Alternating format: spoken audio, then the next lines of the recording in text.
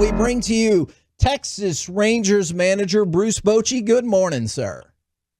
Good morning, guys. What's going on? Now, I know we got two straight to talk about, but what I really wanted to ask you to get this started was, I know you got to focus on the game, and you guys got the win. How special was the moment of Jordan Montgomery coming back to the Globe, getting his World Series ring? People seemed like they were going crazy for it.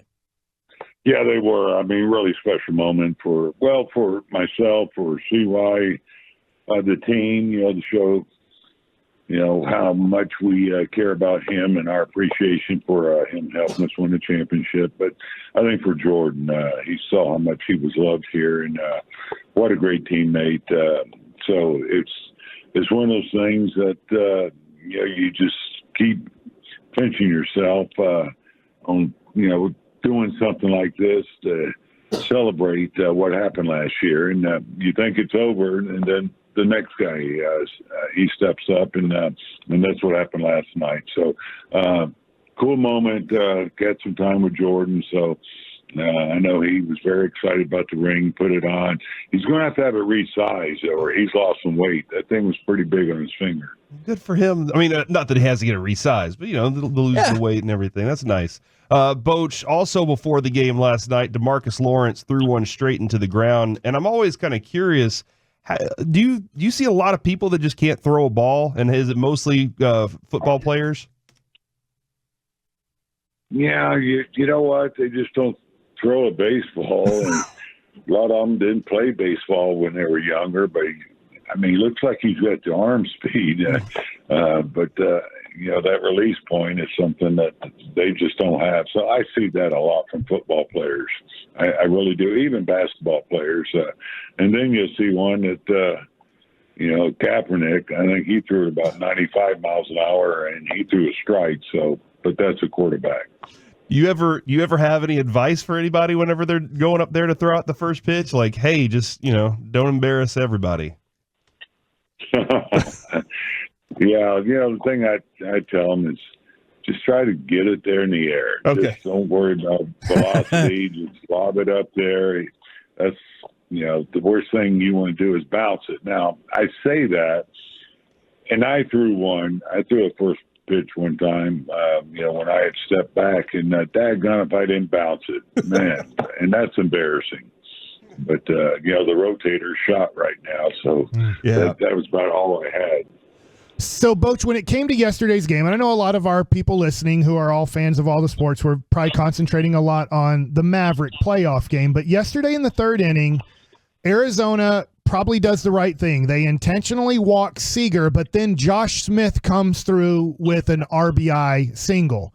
And then in the fifth inning, I know first wasn't open, but it was first and third.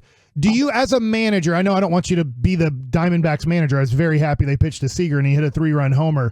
How much of a difference is it if the time before you intentionally walked the guy behind him came through, and then how much does it matter that it's not first that is open, it's second that is open?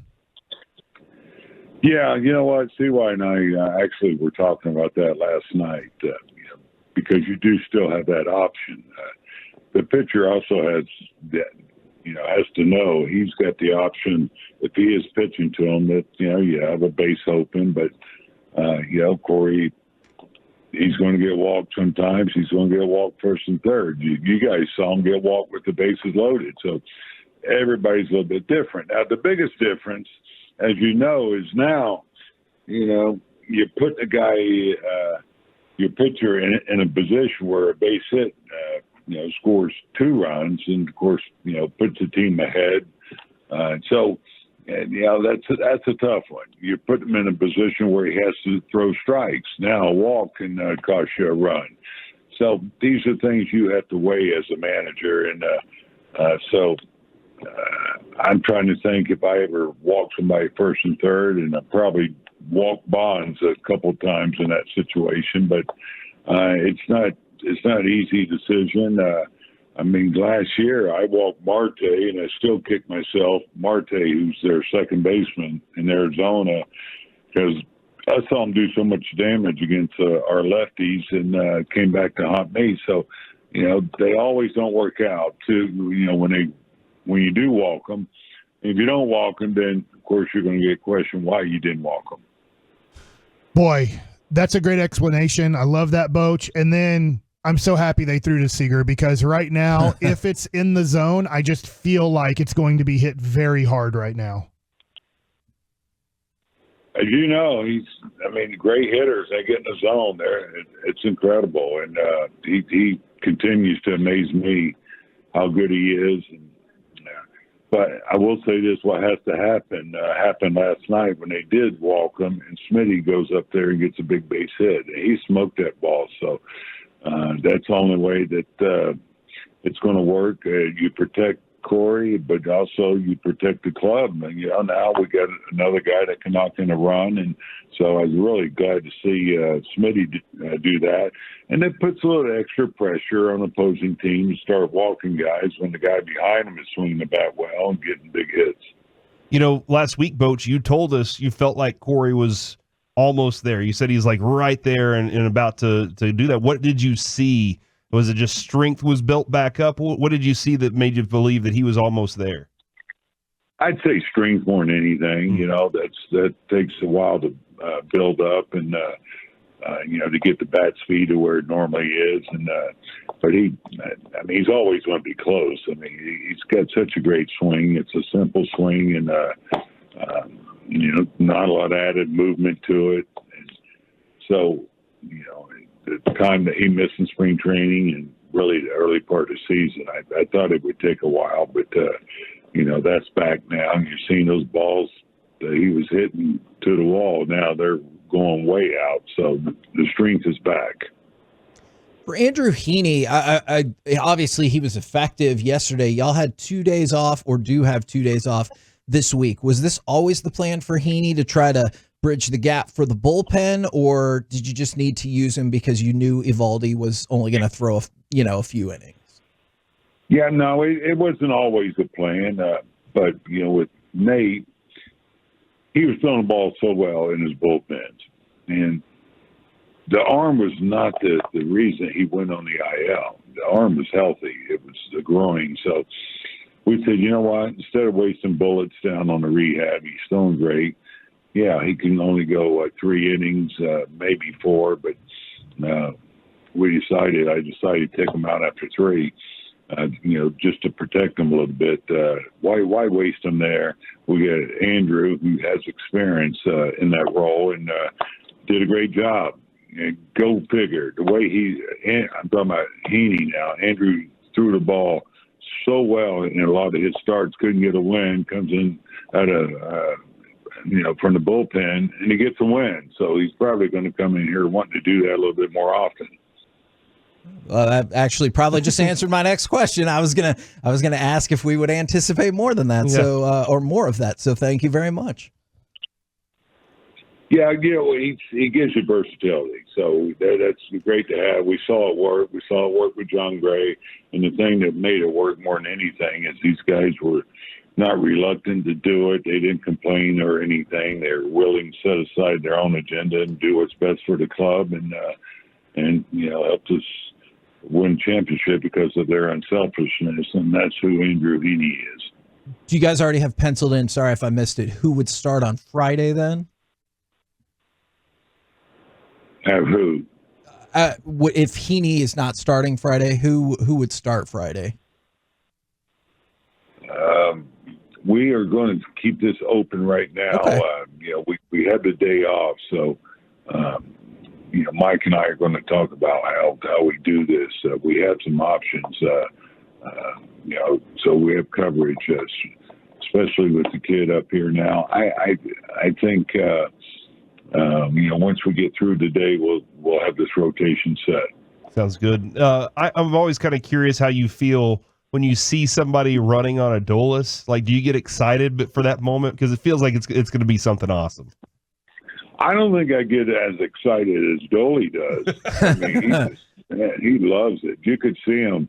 What a great job he did on getting behind the ball to get some momentum going when he caught it. And, that's one of the longer throws I've seen on the tag up. You've seen guys, on a double or triple, where the outfielder's throwing it from the wall, whatever. But on a tag up, that's one of the longer throws you'll see to nail somebody. It was right on the money. Sweet tag by, of course, Jonah. And what a play! I mean, that's a turning point in the game, I think. So great play. And then you got Wyatt Langford back up on your team. He had 10 at-bats in the minor leagues before getting, I say called back up, but it was a rehab. What made you guys feel like, all right, Wyatt's 10 at-bats, he's now ready to come back up to the major leagues? More than anything, just the quality of the bats, the hard hit balls. He just looked like he was seeing the ball really well. And of course, with Carter, with his back, this has made sense for us. Now, it wasn't just a short rehab around Rock. He got a ton of live at-bats in Arizona working on some things. So he was healthy. The legs were not a problem. He checked off every box. So that's why we went ahead and made this move. When we were talking about pitching, somebody who obviously made a huge impact was Garabito. And I know right after he threw, one of the things you said was, well, he's been out of affiliated ball, so maybe people aren't as familiar with him. Have you had a crash course in catching up on what he can do and what he's been up to get to the major leagues? Yeah, well, I mean, playing winter ball, when he decided to get back in the playing, he just had a sense of determination. And this kid, when you talk to him, he's got a great game awareness about him. We thought he was tipping last game, and so we had to make adjustment. He went out there. Mike could tell you, it's not easy for a pitcher if he's doing something a certain way, and now you got to change it because you're tipping on the fly. I'm talking about during the game. Bullpen's a little bit different, and he made that adjustment, no problem, because he was a little frustrated. They weren't chasing his curveball, and because he's got a good one, his breaking ball. It's kind of a hard breaking ball. And so, to watch him be able to do that and come back and go, hey, how's that? That was pretty cool to see from this young kid. And so anyway, that's why we kept him up there. We like the two different fastballs, a good breaking ball, and he's got a change up that works. So he can be a lone guy or gives us options as we go into this weekend in Florida. And Boch, before we let you go, how does one become Arby's eating champion? And do you suggest anybody challenge you on that? Well, that boat is sold. I don't think I want to do that anymore. But back then you could get 5 of them for like $1. So we as kids, we crushed them, and so we had the contest. And I don't even know what the number was before they said uncle and they gave up. But I did eat a whole one in one bite, and so wasn't the smartest thing to do. But I don't know how that got out there. I got more text on that. Winning, a playoff game. All of a sudden, I was getting all these texts about the Arby eating thing, and it was just in a casual conversation that it came up. But I will say, Arby's was probably like crack to me. I loved them. It kind of feels like they should be a sponsor of yours now. We need a Bruce Bochy Arby sponsorship. Did you Arby sauce them, or did you just eat them with the cheese? No, I had both the horsey sauce and the barbecue sauce. Yeah, you got to mix it up there a little bit. And the beef and cheddar, that's the only way to go. Now you go in Arby's, they got about 10 different choices. But back then, that was pretty much it. The curly fries, it's a hot spot. And appreciate the time. Obviously, I know you guys got game coming up, 2-game winning streak going on. Hopefully make it 3 today. Thank you very much, good sir. All right, guys. Good talking with you. Thank you. Thanks, Coach.